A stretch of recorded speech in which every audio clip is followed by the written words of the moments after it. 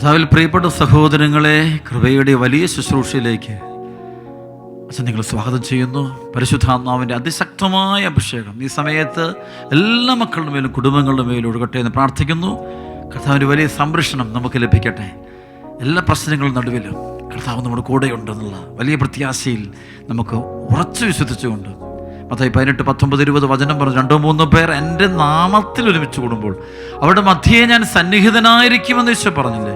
അപ്പോൾ ആ വചനത്തിൻ്റെ അനുഭവം നമ്മുടെ ജീവിതത്തിൽ, നമ്മുടെ കുടുംബത്തിൽ, നമ്മളായിരിക്കുന്ന സാഹചര്യങ്ങൾ സംഭവിക്കാൻ വേണ്ടി തീവ്രമായി ആഗ്രഹിച്ച് പ്രാർത്ഥിച്ചുകൊണ്ട് നമുക്ക് സ്തുതിച്ച് പ്രാർത്ഥിച്ചുകൊണ്ട് നമുക്ക് ശുശ്രൂഷയ്ക്ക് കടന്നു വരാം. കർത്താവിൻ സ്നേഹത്തിൽ എന്നും വസിച്ചിടുവാൻ വൻകൃപയേകിടണേ. ഭിന്നത വിദ്വേഷം ഇല്ലാതെ ജീവിക്കാൻ വൻകൃപയേകിടണേ. കർത്താവിൻ സ്നേഹത്തിൽ എന്നും വസിച്ചിടുവാൻ വൻകൃപയേകിടണേ. ഭിന്നത വിദ്വേഷം ഇല്ലാതെ ജീവിക്കാൻ നൽവരം നൽകിയിടണേ. ലോകം പാപം പിശാചെന്നെ തൊടുകയില്ല, ദുഷ്ടഘോര ശത്രു എന്നെ കാണുകയില്ല. ലോകം പാപം പിശാചെന്നെ തൊടുകയില്ല, ദുഷ്ടഘോര ശത്രു എന്നെ കാണുകയില്ല. അങ്ങ് ചിറകിൻ മറവിലാണു ഞാൻ, എൻ്റെ വിശ്വാസം വർദ്ധിപ്പിക്കണേ. അങ്ങ് ചിറകിൻ മറവിലാണു ഞാൻ, എന്റെ വിശ്വാസം വർദ്ധിപ്പിക്കണേ. അങ്ങ് ചിറകിൻ മറവിലാണു ഞാൻ, എൻ്റെ വിശ്വാസം വർദ്ധിപ്പിക്കണേ. അങ്ങ് ചിറകിൻ മറവിലാണു ഞാൻ, എൻ്റെ വിശ്വാസം വർദ്ധിപ്പിക്കണേ. തിരുരക്തത്തിൻ മറവിലാണു ഞാൻ, എന്റെ വിശ്വാസം വർദ്ധിപ്പിക്കണേ. എല്ലാവരും തിരുരക്തത്തിൻ മറവിലാണു ഞാൻ, എന്റെ വിശ്വാസം വർദ്ധിപ്പിക്കണേ. സ്തുതിക്കട്ടെ, ആരാധന, ഹല്ലേലൂയ, ആരാധന. തടസ്സങ്ങൾ മാറട്ടെ, ബന്ധനം കഴിയട്ടെ യേശുനാമത്തിൽ. ഹല്ലേലൂയ, ആരാധന, ഹല്ലേലൂയ, ആരാധന.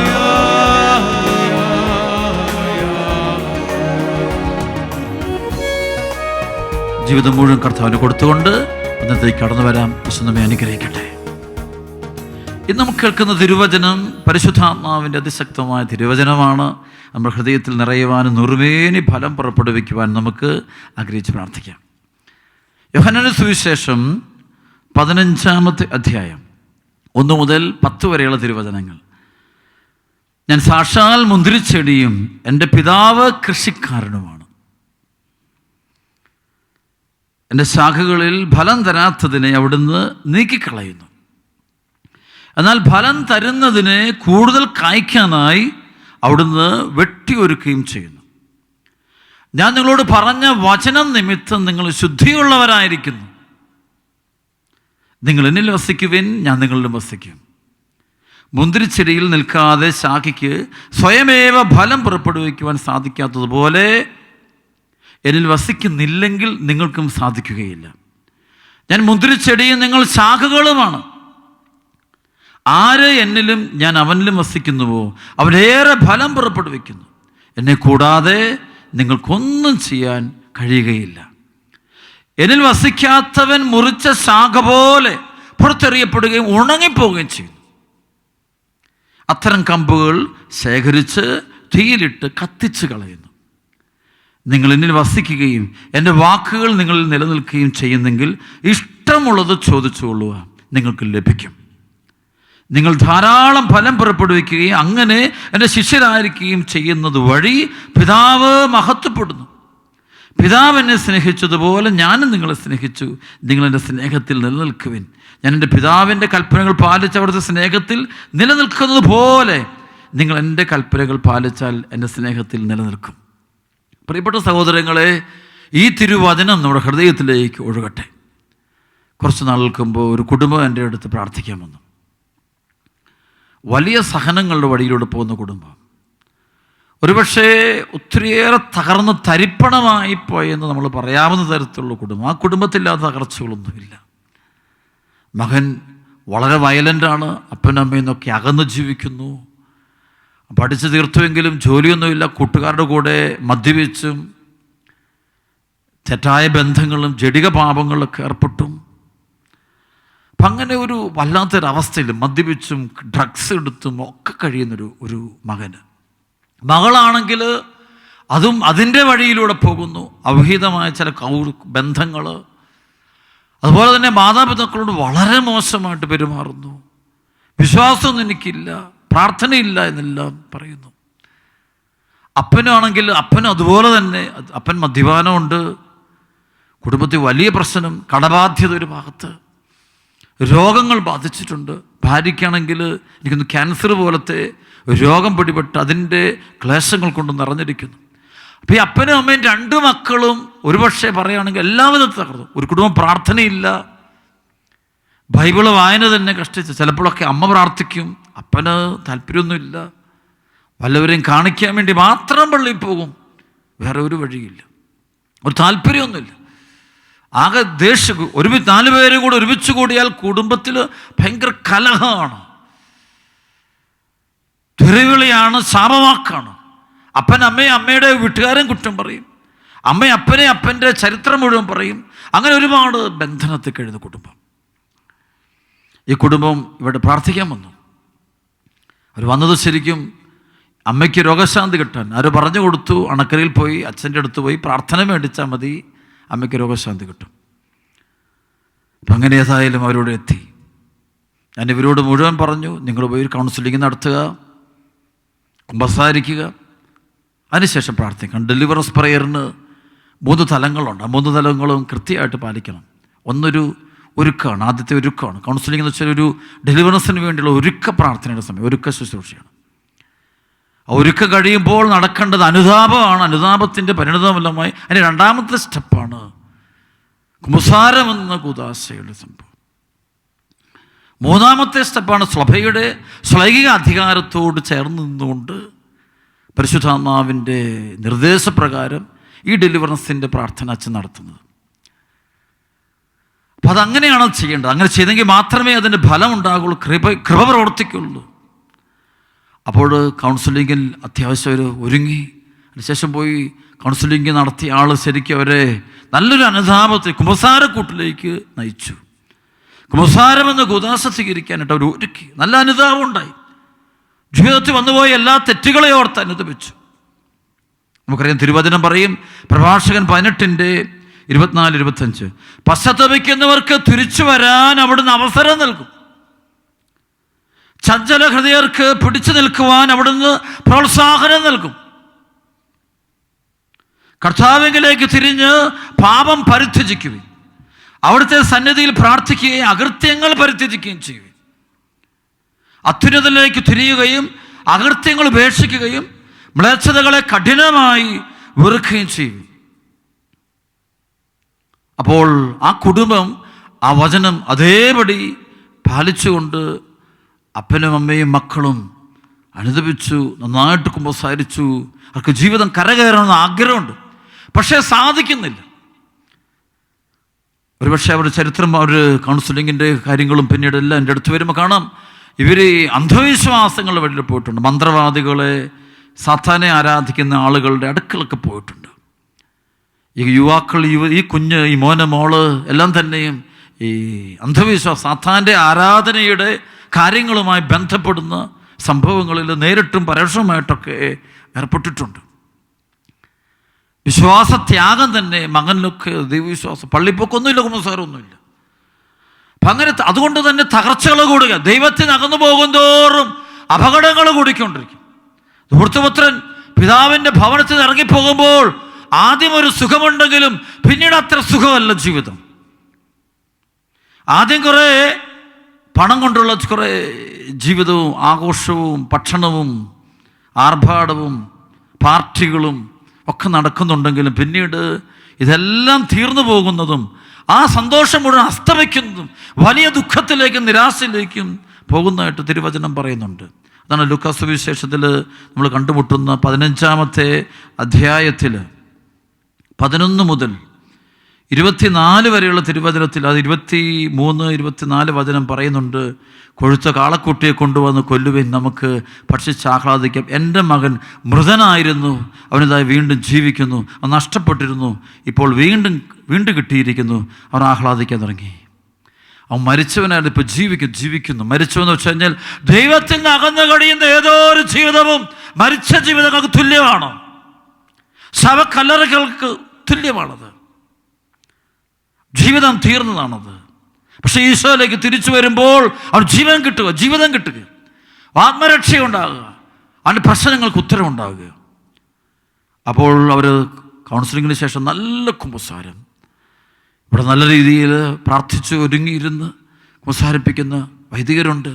ആ വൈദികരടുത്ത് പോയി അവരനുദപിച്ചു, കണ്ണുനീര് ഒഴുക്കി ശരിക്കും കുമ്പസാരിച്ചു. അപ്പനും അമ്മയും മക്കളും. അവസാനം എൻ്റെ അടുത്ത് വരുമ്പോൾ ഈ അമ്മ പറയുന്നൊരു വാക്കുണ്ട്, അച്ചോ എനിക്ക് സന്തോഷമായി വെച്ചോ. ഞാൻ പറയുന്ന സന്തോഷം, പ്രാർത്ഥിച്ചൊന്നുമില്ല അച്ഛൻ, പ്രാർത്ഥിച്ചില്ല, ഡെലിവറൻസ് പ്രയർ അല്ലച്ചോ, എൻ്റെ ഭർത്താവും മക്കളും കുമ്പസാരിച്ചില്ലേ, അത് മതി. അവരനുദപിച്ചല്ലോ, അവർ ദൈവത്തേക്ക് തിരിച്ചു, അത് മതി അച്ചോ. ഞാനൊന്നും പറഞ്ഞില്ല, നേരെ ഇവിടെ തലയിൽ കൈകൾ വെച്ച് അമ്മയ്ക്ക് വേണ്ടി പ്രാർത്ഥിച്ചു, അപ്പന് വേണ്ടി പ്രാർത്ഥിച്ചു. മക്കൾക്ക് വേണ്ടി പ്രാർത്ഥിക്കുമ്പോൾ ഈ പൈശാചിക ബന്ധനങ്ങൾ വളരെ ശക്തിയോടെ ഇവരുടെ ദേഹത്ത് നിന്നും വിട്ടുപോകുന്നത് വളരെ വ്യക്തമായിട്ട് ഞാൻ കണ്ടു. അപ്പനിൽ നിന്നും മക്കളിൽ നിന്നും അമ്മയിൽ നിന്നും എല്ലാം വിട്ടുപോയി. എന്നിട്ട് ഞാൻ പറഞ്ഞു, ഇനി കൂടെ വരണം, ഇവിടെ പ്രാർത്ഥനയ്ക്ക് വരണം, ഇത് നിലനിൽക്കണം, വചനത്തിൽ നിൽക്കണം. കർത്താവ് കരുണ കാണിക്കുന്നു. അപ്പോഴല്ല എൻ്റെ ഹൃദയത്തിൽ ഈ വചനമുണ്ട്. പശ്ചാത്തപിക്കുന്നവർക്ക് തിരിച്ചു വരാൻ അവിടുന്ന് അവസരം നൽകും. ചഞ്ചല ഹൃദയർക്ക് പിടിച്ചു നിൽക്കാൻ അവിടുന്ന് പ്രോത്സാഹനം നൽകും. അനുദപിച്ചു, വളരെയധികം അനുദപിച്ചൊരു കുടുംബം. അപ്പോൾ ആ ഡെലിവറൻസ് പ്രയർ കൊടുക്കുമ്പോൾ അറിയാം ആ ബന്ധനങ്ങൾ, രോഗങ്ങൾ ആ വീടിനെ വിട്ടുപോകുന്നു. പിന്നെ ഇവർ കുറച്ച് നാളുകൾക്ക് ശേഷം എൻ്റെ അടുത്ത് വീണ്ടും വരുന്നുണ്ട്. വരുമ്പോൾ ഉണ്ടാകുന്ന അനുഭവം എത്ര നന്ദി പറഞ്ഞാലും മതി വരാത്ത അനുഭവമാണ്. അവർ പറയുന്നുണ്ട്, അച്ചോ ഇവിടുന്ന് പ്രാർത്ഥിച്ച് പോയി കഴിഞ്ഞ് ഞങ്ങൾ ആസ്പത്രിയിൽ പോയി, അമ്മയുമായിട്ട് പോയി ചികിത്സയ്ക്ക് ചെന്നപ്പോൾ അമ്മയ്ക്ക് ക്യാൻസർ ഇല്ല, അമ്മയുടെ ക്യാൻസർ രോഗം പരിപൂർണമായും അപ്രത്യക്ഷമായി. ഡോക്ടർ പറഞ്ഞു വിശ്വസിക്കാൻ പറ്റുന്നില്ല.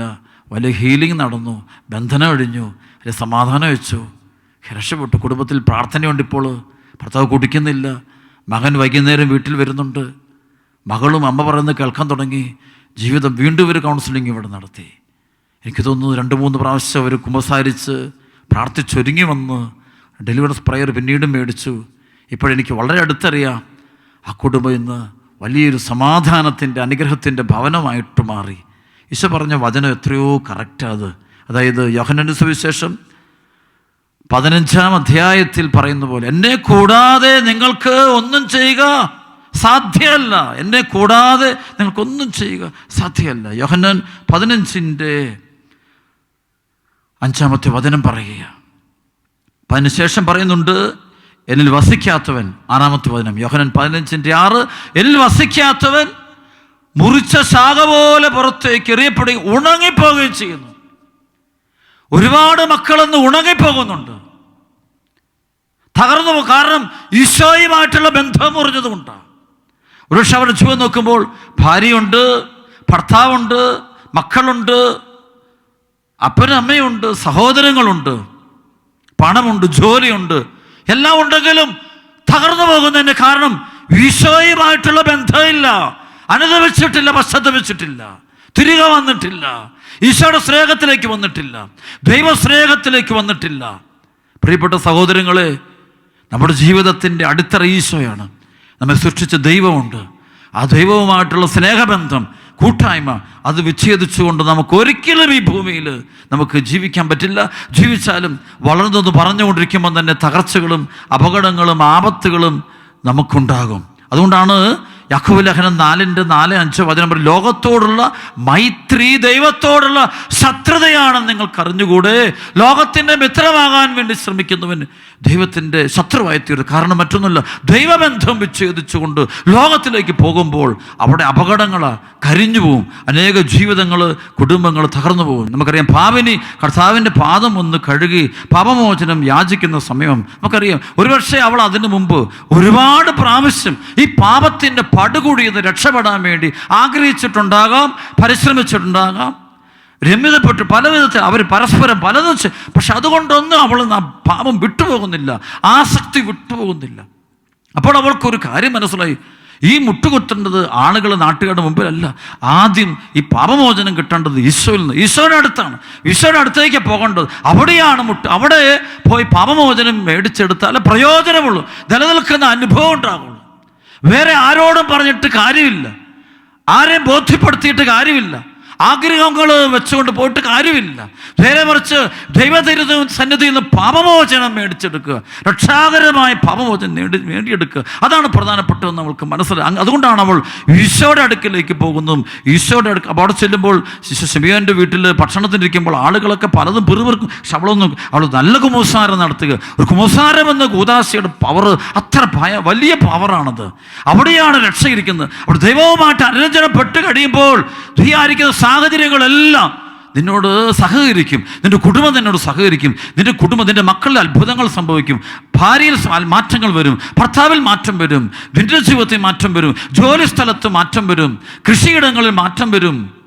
നീ പോകുന്ന വഴികളിലൊക്കെ അത്ഭുതങ്ങളും അനുഗ്രഹങ്ങളും നിന്റെ പുറകെ വരുന്നതിനെ അനുഭവിക്കുക തന്നെ ചെയ്യുന്നു. അപ്പോൾ ആദ്യം ചെയ്യേണ്ടത് ദൈവവുമായിട്ടുള്ള അനുരഞ്ജനപ്പെടല, അതാണ് ദൈവവുമായിട്ട് ചേരുക, ഒന്നായിത്തീരുക, ഈശോയുമായിട്ട് ഒന്നായിത്തീരുക. അപ്പോൾ കാണാം, നീ പോകുന്ന വഴികൾ, നടക്കുന്ന വഴികളെല്ലാം അനുഗ്രഹങ്ങളും അഭിഷേകങ്ങളും ധാരാളമായിട്ടുണ്ടാകും. അതുകൊണ്ടാണ് കർത്താവ് സഭയ്ക്ക് കൊടുത്ത അധികാരം എന്ന്, പാപമോചനത്തിൻ്റെ അധികാരം കൊടുക്കുന്നത്. ഈ പാപമോചനം എന്നുള്ളത് വളരെ വളരെ വളരെ വലുതാണ്, വളരെ ശക്തിയുള്ളതാണ്. അതുകൊണ്ട് നമ്മുടെ പ്രശ്നങ്ങളോ, കുടുംബത്തിലെ പ്രശ്നങ്ങളോ അവിടെ ഇവിടെയെല്ലാം പോയിട്ടൊന്നും പ്രശ്നം, ചിലപ്പോൾ കൗൺസിലിങ്ങിന് പോയിട്ടൊന്നും പ്രശ്നങ്ങൾ തീരാത്തതിൻ്റെ കാരണം പാപമോചനം ഇരിക്കുന്നത് കർത്താവിലാണ്. അത് സ്വന്തമാക്കാനുള്ള വഴി നമുക്കുള്ളത് തിരുസഭയിലാണ്. തിരുസഭയിലെ കുമ്പസാരമെന്ന കൂദാശയിലാണ് അതിൻ്റെ പൂർണ്ണത ഇരിക്കുന്നത്. അവിടുന്ന് പാപമോചനം കിട്ടുക തന്നെ ചെയ്യണം. ആ കിട്ടിക്കഴിയുമ്പോഴാണ് ആ വ്യക്തിയുടെ ജീവിതത്തിലേക്ക് ദൈവാനുഗ്രഹങ്ങൾ ഒഴുകുക. അതിനുശേഷം ഒരു ഡെലിവറൻസ് പ്രാർത്ഥന നടത്തുമ്പോൾ, ബന്ധരിച്ചുള്ള പ്രാർത്ഥന നടത്തുമ്പോൾ കാണാം വലിയ അത്ഭുതങ്ങൾ, വലിയ സൗഖ്യങ്ങൾ, വലിയ അഭിഷേകങ്ങൾ സംഭവിക്കുന്നത് കാണാൻ പറ്റും. അതുകൊണ്ട് വളരെ പ്രധാനപ്പെട്ടത്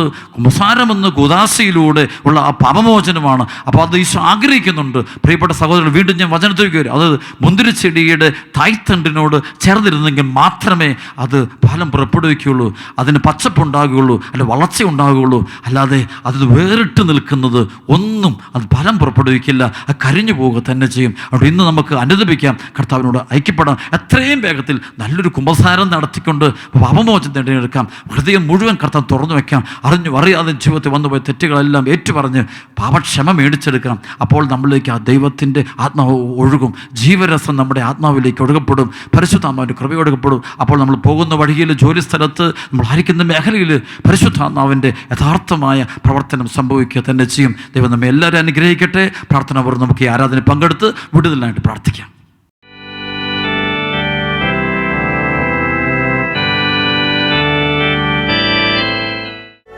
കർത്താവിൽ പ്രിയപ്പെട്ട സഹോദരങ്ങളെ, ഇതാ ദൈവികാരണീശോയെ നമുക്ക് മുഴു ഹൃദയത്തോടെ ആരാധിക്കാം. കർത്താവിനെ ആരാധിച്ചാൽ മതി, നമ്മളുടെ ബന്ധനം അഴിഞ്ഞു പോകും.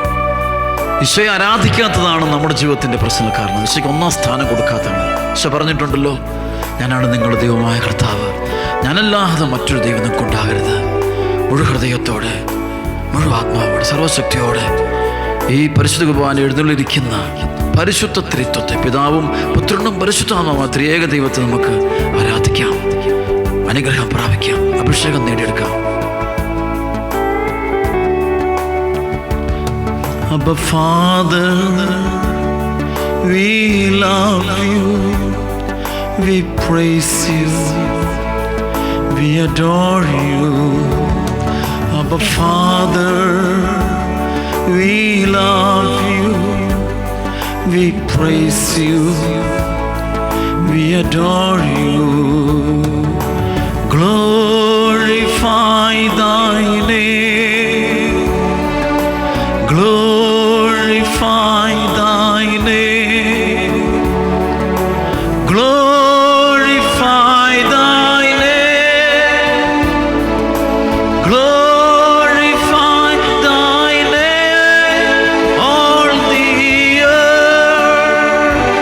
സ്തുതിക്കുന്നു, ആരാധന, ആരാധന, ആരാധന, ആരാധന, ഹല്ലേലൂയ, ആരാധന, ആരാധന, ഹല്ലേലൂയ, ആരാധന, ആരാധന, ഓശാലാല, hallelujah, Jesus, we love you, Jesus, praise you, Jesus, Lord, you, Lord, you, Lord, you.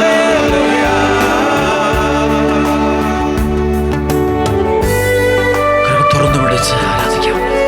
Open our hearts before the Lord. Our Lord Jesus is present in this blessed sacrament. Holy Trinity is present here in this blessed sacrament. Let us adore and worship our Lord Jesus.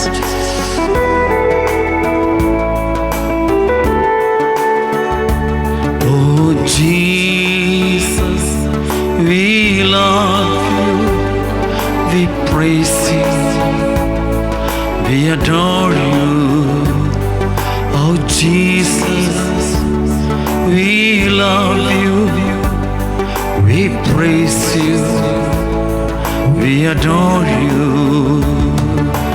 Glorify thy name, glorify thy name, glorify thy name, glorify thy name, all the earth.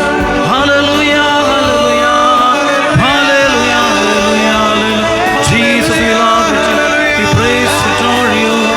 Hallelujah, hallelujah, Sharadini, hallelujah, hallelujah.